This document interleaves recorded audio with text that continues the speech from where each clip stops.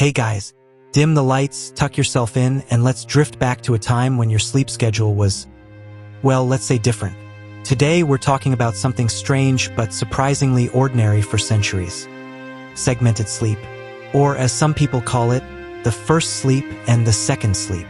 Yes, humans once thought it was totally normal to go to bed, wake up for an hour or two in the middle of the night, and then go back to bed again. Imagine trying to explain that to your boss today. Sorry I was late. I was in my second sleep cycle. Somehow, I don't think HR would be impressed. But for medieval people, this was just Tuesday. So what was going on?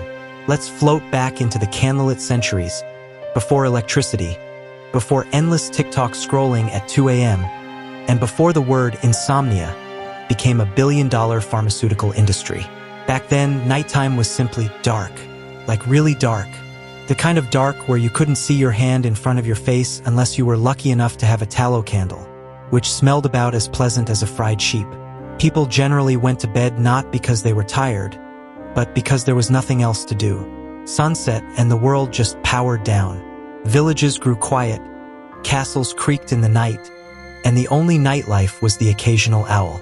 So people went to bed shortly after dusk. That was the first sleep. Now here's where things get interesting. After about 4 hours, people would just wake up. Not with panic, not with tossing and turning. Simply awake.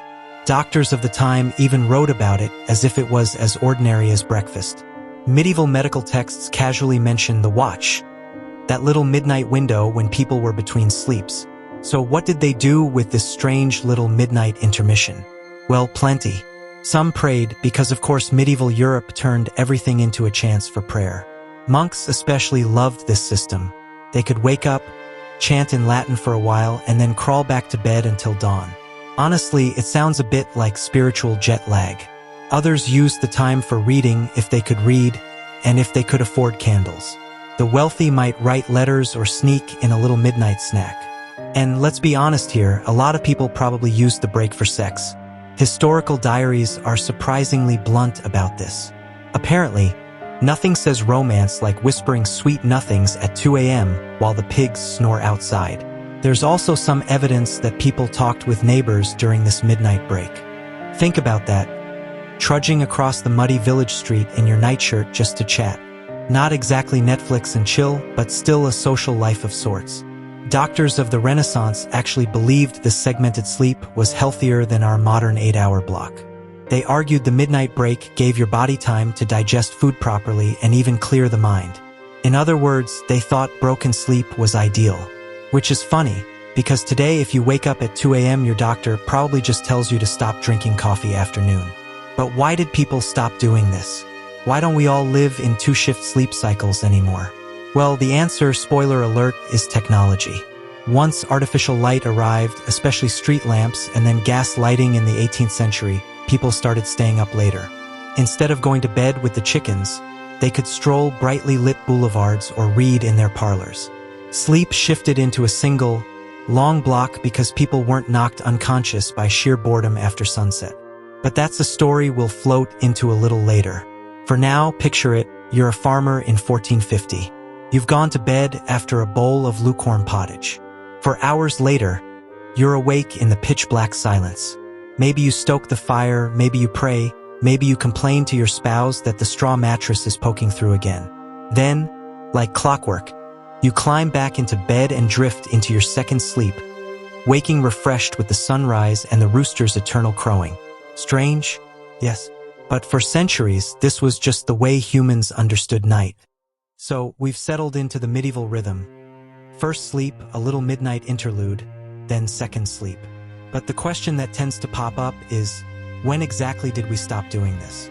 And why don't we all still wake up at 2 in the morning expecting a casual hour of candlelit gossip? The short answer is, the modern world ruined it. The long answer, well, let's drift through it. The big shift began in the 17th and 18th centuries, especially in cities. New technology was making nighttime less terrifying. Street lighting arrived, first in Paris, of course, because they loved being dramatic about everything. Imagine the shock of suddenly being able to walk outside at night without tripping over a stray dog or a suspiciously muddy puddle. The glow of oil lamps and later gas lamps stretched out the evening. People stayed up later, socialized more, and bedtime got pushed back.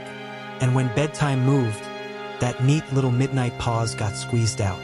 If you go to bed at 11 instead of 7, you don't really have room for a scheduled 2-hour wake-up at 1 a.m. You just want to crash straight through until morning, which is basically what started happening. By the 19th century, segmented sleep was already fading from memory. Industrialization made things even stricter. Factory whistles didn't care that you were used to a cozy little midnight prayer session. They cared that you were on the floor by 6 a.m. or you lost your job. Suddenly, the 8-hour block of sleep became the normal pattern, not because it was healthier, but because it was efficient. Efficiency was the new god, and sleep had to bend the knee. Now, here's the funny part. For a long time, people actually forgot this 2-shift sleep was ever a thing. By the 20th century, when historians stumbled across old diaries and medical texts talking about first sleep and second sleep, modern readers thought it meant something completely different, like, oh, maybe first sleep was just a nap. Nope, it was literally an entire cultural rhythm we lost, and nobody told us. There's a kind of poetic irony there. For centuries, humans treated segmented sleep as perfectly natural. Then we invented lamps, factories, and alarm clocks, and suddenly if you wake up at 2 a.m. you're told you have insomnia, which makes you feel defective when in fact your body might just be doing something that used to be totally normal. Some researchers even argue that our modern wave of sleep disorders, insomnia, restless nights, midnight anxiety, might be linked to this historical shift. Our bodies didn't necessarily get the memo that society changed. So when you find yourself staring at the ceiling at 3 in the morning, it might not be a failure. It might just be a whisper from the medieval past, reminding you that segmented sleep was once the default setting. Of course, modern life doesn't exactly allow for that anymore. Most of us can't stroll into work saying, "Sorry I'm late. I was between sleeps." But in some parts of the world, something similar has survived.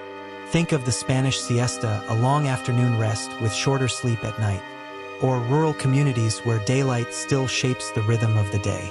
Pieces of segmented sleep are still out there, clinging on. And here's the truly sleepy thought to drift off with. Maybe our ancestors weren't weird at all. Maybe we are. Maybe that midnight interlude, with its quiet fire-stoking and whispered prayers, was a saner way to live. Imagine waking gently in the middle of the night, not panicking, not scrolling a glowing screen, but simply accepting it as part of the rhythm. Talking with your spouse, stretching your legs, then slipping back into bed without guilt. It's almost soothing, which is exactly what you need to hear when you're trying to fall asleep right now. So the next time you wake up in the middle of the night and think, "Ugh, why can't I sleep?" just remember, you're not broken, you're medieval. And with that thought, let's close our eyes, let history fade into the background, and maybe ease into our own second sleep.